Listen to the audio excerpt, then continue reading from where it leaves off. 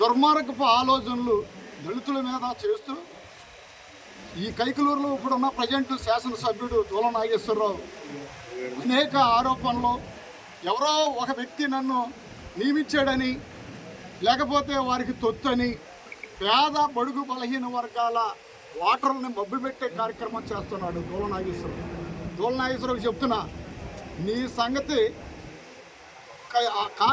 YSR Congress party అధిష్టానానికి తెలుసు.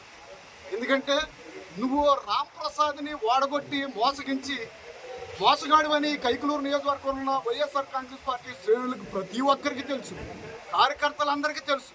అయినా నీలో మార్పు రాలా. నేను ఏదో చేస్తున్నది, నేను చాలా మంచి పనులు చేస్తాను, నీతివంతమైన పనులు అనుకుంటున్నావేమో, కానీ చాలా నిన్ను అబ్జర్వ్ చేస్తున్నాను. నీ దగ్గర ఉన్న వాడు ఒక్కడు కూడా నిలబడ్డ రేపొద్దున్న ఎలక్షన్ పూర్తయ్యేటప్పటికి నీ వెనకాల ఉన్న క్యాండిడేట్లు ఎంపీపీలు జడ్పీటీసీలు కూడా ఉండరు.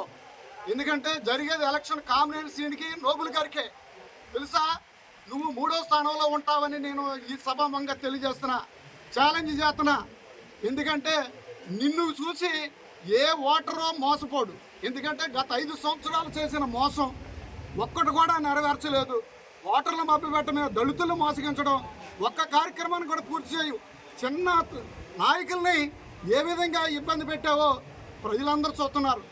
ఒక కైకలూరు శ్మశాన వాటికి నేను పూర్తి చేద్దామని కడితే దాన్ని నిర్వీర్యం చేయాలని ప్రయత్నం చేసి మధ్యలో బిల్లులు రాకోకుండా ప్రెసిడెంట్కి నాకు ఇబ్బంది పెట్టి దెబ్బలాటలు పెట్టే కార్యక్రమం చేసాం. మరి అదే కాకుండా ప్రెసిడెంట్ మీద వాళ్ళ మరదల వదిన గారితో పోట్లాడి పెట్టిన దాఖలాలు చూసాం. అలాగే దళితులందరూ విచ్ఛిన్నం చేశాను అనుకుంటున్నావు. ఛాలెంజ్, ఖబర్దార్ డిఎన్ఆర్. దళితులందరూ ఏకంగా ఉన్నారు. రాబోయే రోజుల్లో దళితులందరూ ఏకంగా ఉన్నారని సభాముఖంగా తెలియజేస్తున్న వారందరూ నీ చిత్తులు, నీ నక్క చిత్తుల ఆధారం. వారిని చూసి నువ్వు తెలుసుకో, ఇదా నా పరిస్థితి అనుకుంటావు తప్ప నువ్వు చేసే కుట్రలో కుతంత్రాలు బయలుపడుతున్నాయి, ఒక్కొక్కటి బయటపడతాయి. ఇక్కడి నుంచి స్టార్ట్ చేస్తున్నావు. ఇప్పుడు వరకు నీ మీద ఏమి పడలా, ఏమి మాట్లాడలా. నువ్వు అనేక ఆరోపణలు చేస్తున్నావంట. పేదోడని లేకపోతే ఎవడికో డమ్మీగా ఉండాలి. నేషనల్ కాంగ్రెస్ పార్టీ ఇది. ఏమనుకున్నా ఇండిపెండెంట్ అనుకున్నా, ఒకటి తొత్తుగా ఉంటాకే. అదే కామినేని శ్రీనివాసు 2014 నుంచి 19 వరకు మంత్రిగా ఉంటే నువ్వు ఒక్క మాటనా మాట్లాడేవా? ఒక ఉద్యమం చేసావా? ఉద్యమాలు చేసింది నేను, ఆయన్ని ఎదుర్కొంది నేను. ఏమనుకుంటున్నావు? జాగ్రత్త. ఎప్పుడు ఇలా దళితుడని సులకనగా చూస్తే మాత్రం ఊరికనే పనే లేదు.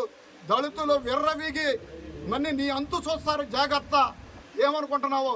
డిఎన్ఆర్ పబ్లిక్లో పేదోళ్ళ దగ్గరికి వెళ్ళి మాయ మాటలు చెప్తున్నావు. అది నీ మాయ మాటలు వినే పరిస్థితి పాపం అమాయకులు తెలియక ఇంకా చిన్న కేడర్ వాళ్ళు వైఎస్ఆర్ కాంగ్రెస్ పార్టీలో ఉన్న వారు నమ్ముతున్నారు. కానీ నువ్వు చేసే కుట్ర నేను బహిర్పడతా. ఇంకా 20 రోజుల్లో ఇంటింటికి వెళ్ళి నీవు చేసిన కుట్రని ఇంటింటికి తెలియపరుస్తా.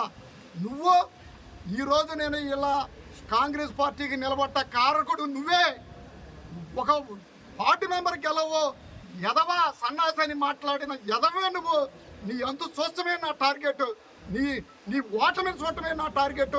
నీ అంతు చూస్తా. ఇంకా రాజకీయాలు 40 సంవత్సరాల సుదీర్ఘంగా కాపులకి రాకుండా పోతే నీకేదో జాలిపడి దళితులు ఇచ్చారు. మళ్ళీ దాన్ని నువ్వు మళ్ళీ నా కాపుల్ని 40 సంవత్సరాల దాకా పదవి లేకుండా చేసిన మూర్ఖుడివి, దుర్మార్గుడివి. చెప్తున్నా, నిన్నేదో ఓదరుతున్నారు అనుకుంటున్నామో. కాపు సోదరులు చాలా బాధపడుతున్నారు. మమ్మల్ని ఎంత పతాళంలో తొక్కేసాడు అనుకుంటున్నారు. వారి మాటలు చూస్తుంటే స్వేచ్ఛ లేని జీవితాన్ని జీవిస్తున్నానని నీ వెనకాల ఉన్న కేడర్ అంటున్నారు. ఒక అడవి కృష్ణ ఎంపీపీ ఎస్టీ కాలనీలు ఒక పంపైతే ఎయిటాగిల్లేదని పంపేసావు. నువ్వు ఇంకా ఎంపీపీ ఎందుకు బతకటమా చావటమా? నీ వెనకాల ఉన్న నాయకులు ఏడుతున్నారు. నీకు తెలియట్లేదమ్మా. నీ వెనకాల నీకే పోయి తీస్తున్నారు. తెలుసుకో, జాగ్రత్త.